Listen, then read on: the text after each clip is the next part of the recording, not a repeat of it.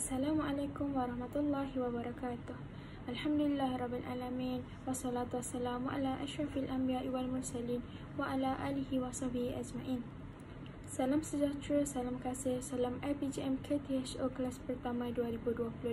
Salam IPGM peneraju bertaraf dunia dan salam Malaysia Madani. Yang dihormati Dr. Siti Dahlia binti Abdullah, pensyarah bagi kod PMMB 1084, iaitu Asas Tata Bahasa Bahasa Melayu, dan Puan Idawati binti Muin, pensyarah bagi kod PMMB 1094, iaitu Kemahiran Bahasa Melayu. Siswa-siswi serta tuan-puan yang saya hormati sekalian, pada hari ini saya, Juwairah binti Kamaruzaman daripada kelas Bahasa Melayu Kumpulan 3 akan menerangkan kepada anda semua mengenai sistem ejaan Bahasa Melayu dan kegramatisan aspek tata bahasa. Tanpa melengahkan masa, mari kita mulai. Sistem ejaan telah mengalami pelbagai perubahan daripada ejaan Jawi kepada ejaan Rumi. Secara umumnya, sejarah perkembangan ejaan Bahasa Melayu boleh terbahagi kepada dua tahap, iaitu tahap sebelum merdeka dan tahap selepas merdeka. Perkembangan ejaan Bahasa Melayu sebelum kemerdekaan bermula daripada sistem ejaan Maxwell 1882, sistem ejaan Wilkinson 1904, sistem ejaan Zappa 1949, sistem ejaan Fajar Asia 1945 sehingga 1954, dan sistem ejaan Rumi Kongres 1956. Perkembangan ejaan Bahasa Melayu selepas kemerdekaan pula bermula daripada sistem ejaan Malindo 1959 dan sistem ejaan Rumi Bahasa Melayu 1972 yang digunapakai sehingga hari ini. Pertama sekali, mari kita lihat kepada asas sistem ejaan. Kenyataan bersama telah ditandatangani oleh Datuk Hussein On dan Bapa Masuri untuk melaksanakan satu sistem ejaan yang selaras dan standard antara Malaysia dengan Indonesia bagi menggantikan sistem ejaan terdahulu yang tidak seragam. Sistem ejaan ini diperkenalkan secara rasmi pada 16 Ogos 1972 di kedua-dua negara. Di Indonesia dikenali sebagai Sistem Ejaan Bahasa Indonesia dan di Malaysia dikenali sebagai Sistem Ejaan Rumi Baharu Bahasa Malaysia 1972. Sistem ini telah digunapakai untuk beberapa ketika, namun terdapat beberapa isu kecil tentang ejaan timbul. Walau bagaimanapun, isu ini berjaya diselesaikan dalam beberapa siri persidangan Majlis Bahasa Indonesia Malaysia. Seterusnya, kita bergerak pula kepada ciri sistem ejaan Rumi 1972. Ciri utama sistem Rumi 1972 terbahagi kepada 6, iaitu penggunaan abjad Bahasa Melayu, sistem keselarasan vokal, penulisan huruf Bahasa Melayu, penulisan kata Bahasa Melayu, penulisan ejaan kata pinjaman, dan penggunaan tanda baca. Ciri utama sistem ejaan Rumi 1972. Pertama, penggunaan abjad Bahasa Melayu. Dalam ejaan Bahasa Melayu, terdapat 26 abjad yang terdiri daripada huruf A sehingga huruf Z. Cara sebutan dan bunyi yang dihasilkan oleh setiap huruf adalah berbeza-beza. Contohnya, sebutan huruf A tidak sama dengan sebutan huruf B dan lain-lain. Seterusnya, huruf vokal. Terdapat 5 huruf vokal dalam ejaan Bahasa Melayu, iaitu A, E, I, O dan U. Vokal E mempunyai keunikan kerana melambangkan dua bunyi, iaitu I pepet dan juga I taling.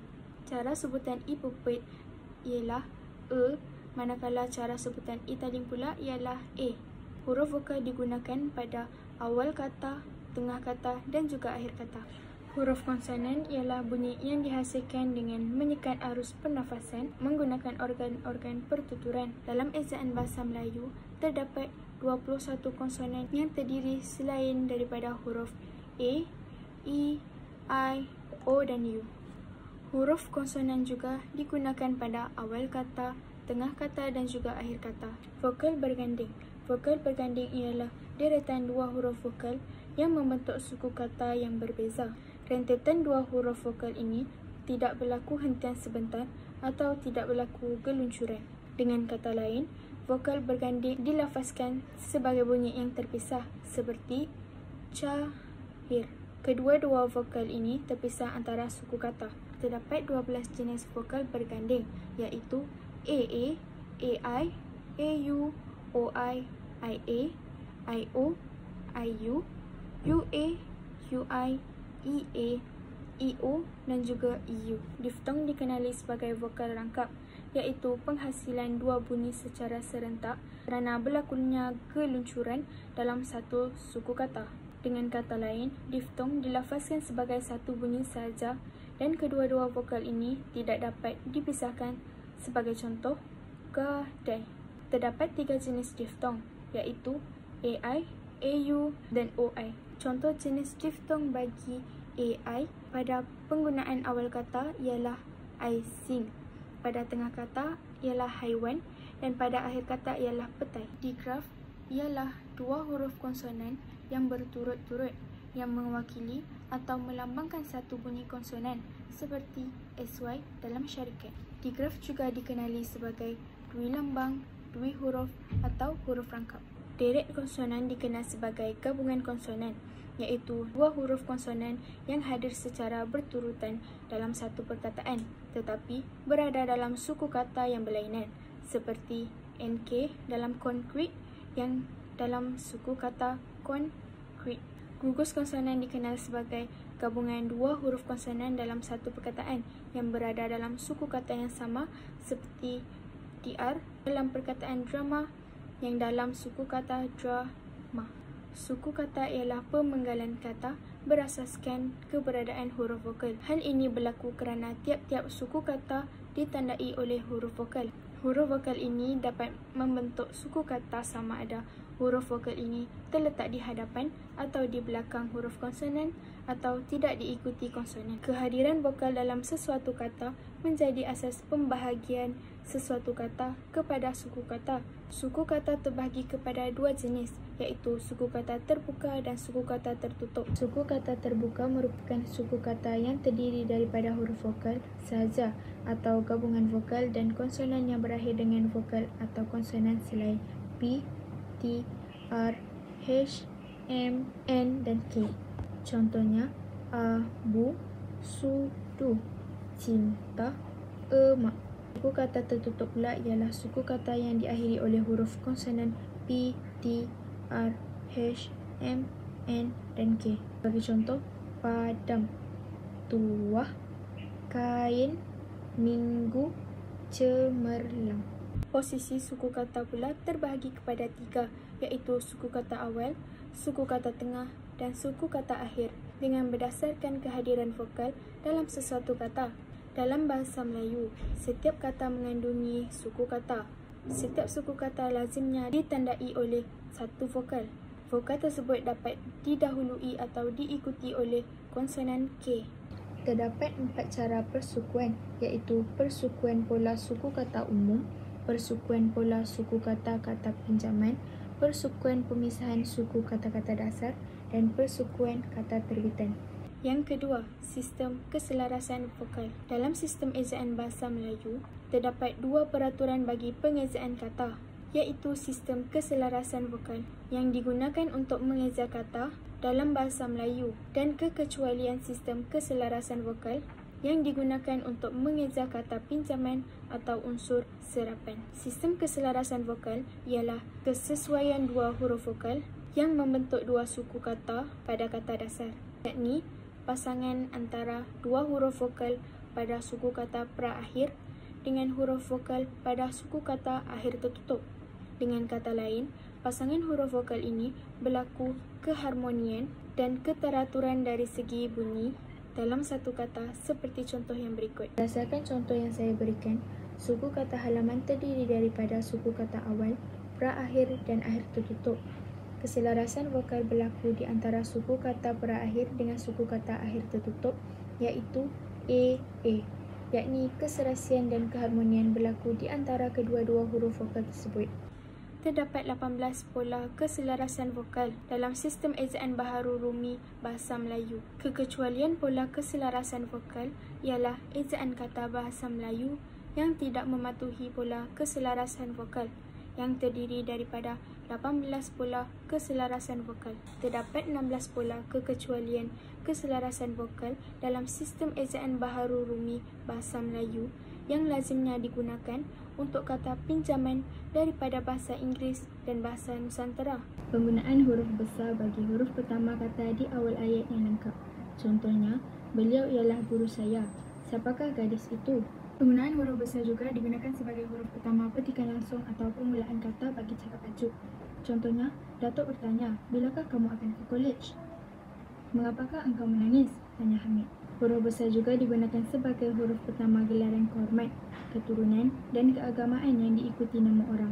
Contohnya, Haji Abdul Razak, Tengku Abdullah, Raja Ali Haji. Huruf condong dalam cetakan digunakan untuk menegaskan atau mengkhususkan huruf, bahagian perkataan atau kelompok perkataan. Huruf condong dalam cetakan digunakan untuk menulis nama buku, majalah dan surat khabar yang dikutip dalam karangan. Misalnya, majalah Bahasa dan Kesusasteraan, buku Salina karangan A. Samad Said dan akhbar Berita Harian. Huruf condong dalam cetakan juga digunakan untuk menulis perkataan nama ilmiah atau ungkapan asing kecuali yang telah disesuaikan ejaannya. Misalnya, nama ilmiah manggis ialah Carcinia mangostana. Penulisan kata bahasa Melayu terbagi kepada 6, iaitu kata dasar, kata terbitan, kata ganda, kata majmuk, bentuk terikat lain, kata seni nama dan akhir sekali angka dan lambang bilangan. Seterusnya, penulisan ejaan kata pinjaman. Apabila suatu kata daripada pelbagai bahasa, misalnya bahasa Inggeris, Arab, Jawa, Belanda, Portugis, Cina dan bahasa lain hendak diserap dalam bahasa Melayu, beberapa pedoman atau kaedah perlu dipatuhi. Terdapat dua situasi unsur asing, iaitu kata pinjaman dapat diserap dalam bahasa Melayu melalui penyerapan sepenuhnya dari segi sebutan dan tulisan yang dikekalkan, seperti bahasa asal, atau penyerapan dalam bentuk visual diutamakan. Beberapa pedoman dan kaedah yang digunakan untuk penulisan ejaan kata pinjaman, seperti contoh yang berikut. Akhiran asing, perubahan ejaan ARY menjadi ER. Sebagai contoh, bahasa pinjaman secondary, bahasa Melayu sekunder. Yang keenam, penggunaan tanda baca, seperti tanda noktah atau titik, tanda koma, tanda tanya, tanda seru dan sebagainya. Pertama, tanda noktah atau titik. Tanda noktah atau titik digunakan pada akhir ayat, bukan pertanyaan atau seruan. Contoh ayat, kereta itu kepunyaan bapa saya. Selain itu, tanda noktah atau titik juga digunakan pada singkatan nama orang, gelaran, pangkat, jawatan dan sapaan. Contoh ayat, penulis buku itu ialah C.W. Lee. Tanda koma bertitik digunakan untuk memisahkan bahagian ayat yang sejenis dan setara. Contohnya, giginya sakit, dia tidak mahu ke klinik. Pada baris kedua pantun 4 kerat. Contohnya, kalau ada jarum patah, jangan disimpan di dalam peti. Kalau ada silap dan salah, jangan disimpan di dalam hati. Penggunaan tanda koma berlaku di antara unsur-unsur dalam suatu pemerincian atau pembilangan. Sebagai contoh, Maisarah menanam berbagai jenis bunga seperti mawar, melati, dan orkid. Tanda koma juga digunakan setelah kata penghubung antara kalimat, seperti jadi, oleh kerana itu, dengan demikian, akan tetapi. Contoh ayat, kerana itu kita harus menjaga kesihatan. Tanda koma juga digunakan sebelum kata penghubung, seperti tetapi, melainkan, sedangkan, dan kecuali. Contoh ayat, semua pelajar hadir pada hari ini kecuali hakim. Seterusnya, tanda titik bertindih. Tanda titik bertindih digunakan pada akhir sesuatu pernyataan apabila diikuti suatu rangkaian atau pemberian. Contohnya, penduduk negeri Sarawak terdiri daripada pelbagai suku, iaitu Iban, Melanau, Bidayu dan sebagainya. Tanda titik bertindih juga digunakan untuk memberi penjelasan atau memperkenalkan sesuatu. Contohnya,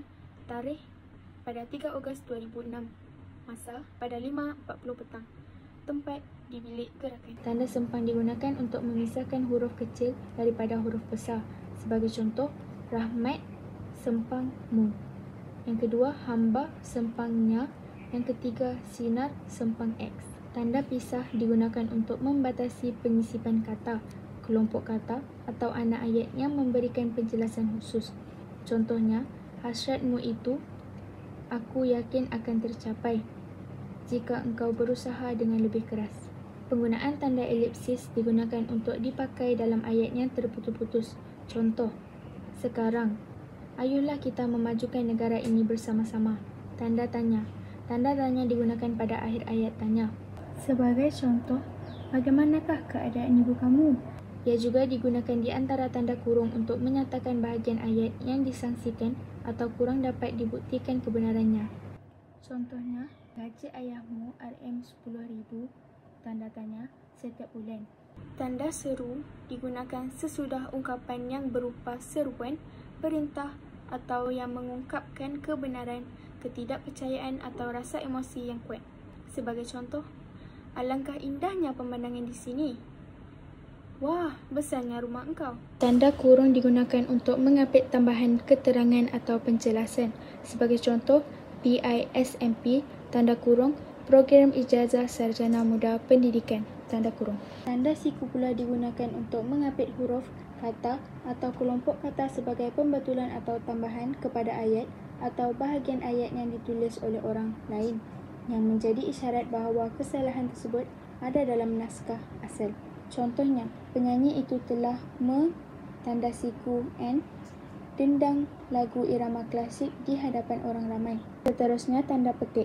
Tanda petik digunakan untuk mengapit petikan langsung yang berasal daripada pembicaraan naskah atau bahan bertulis yang lain. Tanda petik juga digunakan untuk mengapit judul syair, karangan dan bab buku semasa dipakai dalam ayat. Contohnya, sajak, tanda petik, jiwa kesepian, tanda petik, terdapat pada halaman ke-8.